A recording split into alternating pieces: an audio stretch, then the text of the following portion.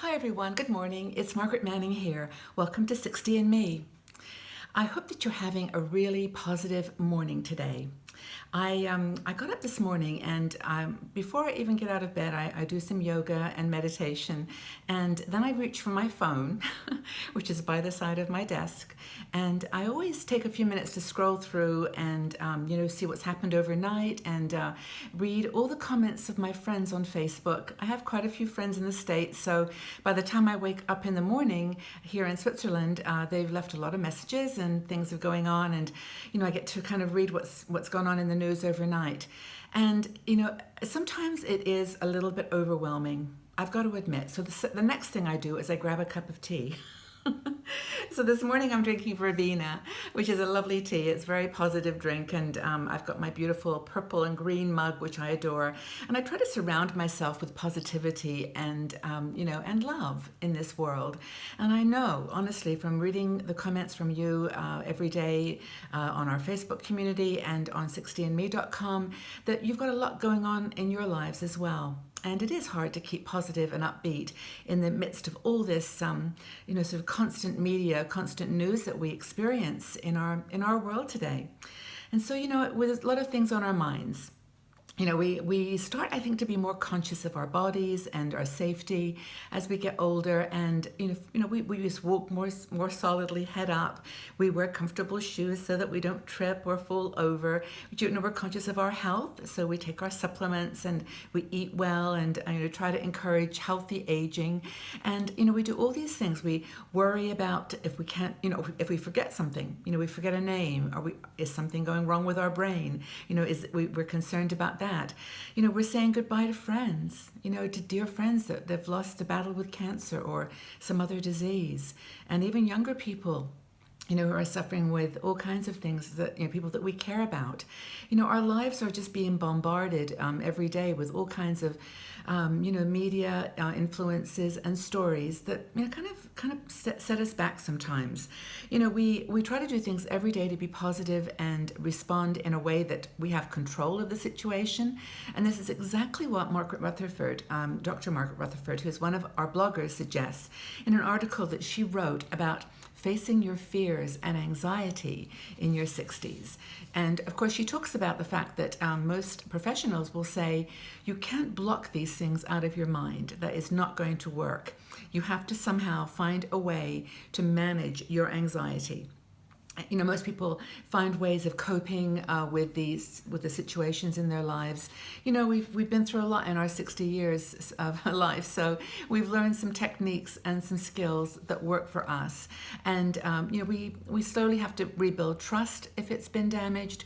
We have to try to put into perspective things that have set us back in life, perhaps with our relationships or our finances, our living situation, but finding ways to manage our anxiety and our sense of helplessness is a way to move forward. So she's got some really good ideas in this article, and I suggest you read it. It's she's been working with people all her life who are dealing with these types of issues, and she's got a very positive outlook to dealing with stress and anxiety. And first thing is to experience or to practice mindfulness and meditation. Now, I mentioned at the beginning, I do this every day, 10 minutes. I know it's probably not the greatest practice in the world, but for me, 10 minutes is enough. I've downloaded an app on my phone that I can just do a 10-minute space, and it really does start my day positively. So even if you can just do that for a few minutes every day, it doesn't require any specific technique. Just sit down and breathe, and just try to relax and let thoughts come and go. As soon as you sit down, you're going to start planning the day. What to do next, what's for dinner, what do I have to go buy in the shop? So, checking off your day. Just try to accept that that's a thought, let it go, and just sit for 10 minutes. Meditation and mindfulness. There's a couple of apps. Headspace is one that I think a lot of people in our community use.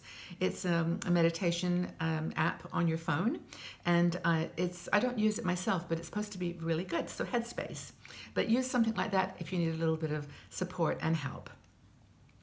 Sometimes things just get too much. and you've got to deal and reach out to help and to therapy, to a therapist who can give you some objective lens on what you might be feeling and the fears you might be having. Another thing, of course, is to speak to friends. And that's kind of what 60andMe is partly here for. I mean, we're not counselors, we're not doctors, so our advice comes from the heart. You know, we just know that we've dealt with that before, perhaps, and we can offer our concern and our help and our support. So I think relationships where you can just talk freely and openly are really important. Sometimes they're not the people that are closest to you. You know, sometimes it's the woman who does your nails or hair, or someone that you've just met who you know has similar experience. Don't have to go into great detail, but just sometimes sharing with someone who has an objective viewpoint is good. It's really important. Of course, my favorite one, which I try to practice every day, is exercise. I mean, this is no big surprise that when you move, you get the blood rushing through your body, it feeds your brain, it feeds your body, and there have been endless studies that have shown how exercise really and truly helps you to deal with anxiety and stress. So, you know, aerobic exercise is a really, really cool way to, get energized, but even just walking. I try to walk a good, 3 times a day, maybe 10,000 steps if you're using a Fitbit or on the iPhone it measures your steps. But try to get out 3 or 4 miles of walking a day. Walk around your house, up and down the stairs. That's always a good exercise too. But just grab some weights and spend 3 or 4 minutes a day. And of course, yoga. Yoga is, for me, another great way to relax and stretch. And there's all kinds of positions in yoga that are good for anxiety. And I would advise you or recommend that you give it a try if you haven't already. Another thing that Dr. Margaret suggests is this whole concept of keeping perspective. This involves kind of positive self-talk and also asking yourself, what's the worst that could happen? And I have actually found this in my life, and maybe you have too, that the worry about something is 10 times worse than the actual doing it. When you have a fear of something or an anxiety about an event or meeting someone or doing something, the fear of it is like 10 times worse than when you get there, you're in it, you're doing it, you're dealing with it, and you've got a different perspective. So I think that's important, is to compartmentalize your fears. One technique that Dr. Margaret talks about is pretending that you've got a box. Some people put it under their bed or in a cupboard away from where they are. But you take a fear that comes up and you say, I'm not going to deal with you today. I'm just not ready, or I'm not interested. And you put it in the box just to hide it away.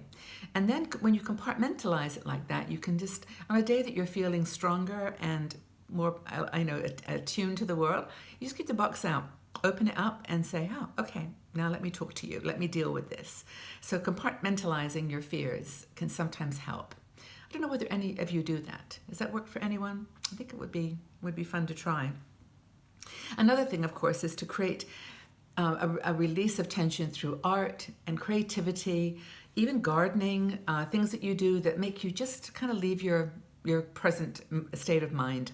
Things that take you away into a place of creativity and imagination, where you remember good times. You can put colors and textures and design around your fears, and you can sort of move yourself away from them for a while.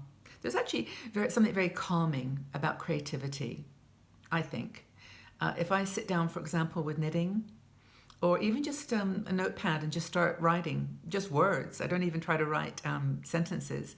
Just write down words that make me feel good. Or, as I said, knitting, crochet, quilting.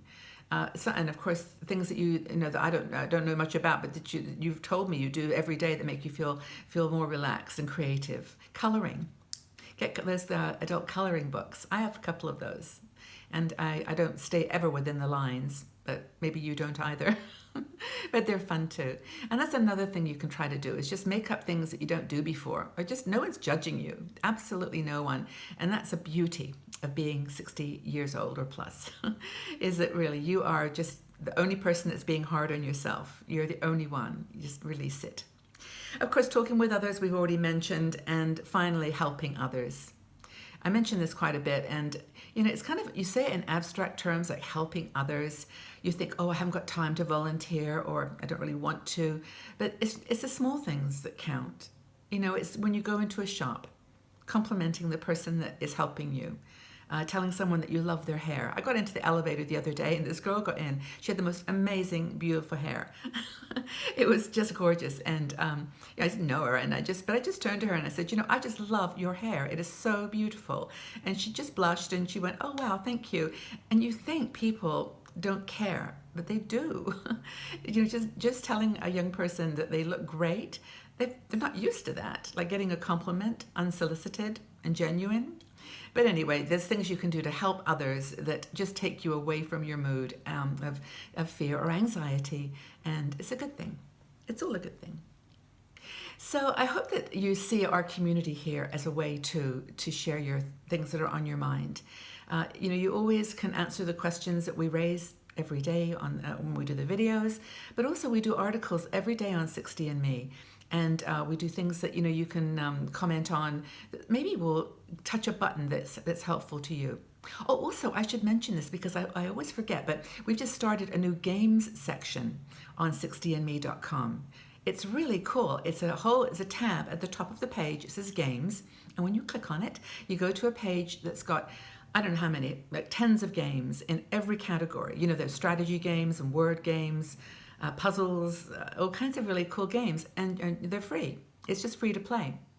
So we thought on 60andMe that might be a fun way to get people another thing to do, another experience. So you can come back every day and see how you've done yesterday, how you're going to improve on the word scramble game. I've been playing out there. It's really fun. But anyway, there's things you can do here at 60andMe too. So I want to encourage you to take advantage of all that we do for you. So thank you so much for being here, everyone. It's great to spend this time with, in my day with you. And I hope that you do have a fabulous day, whatever you've got planned. And I would like to ask you a question, which is, what strategies do you use to overcome your fear and worries? Leave your comments in the section below because it just might help another person today. What strategies do you use for dealing with your fears and worries? Well, thanks again for being here. I do hope you have a fabulous day, and I'll see you all back here really soon. Take care, everyone. Bye-bye.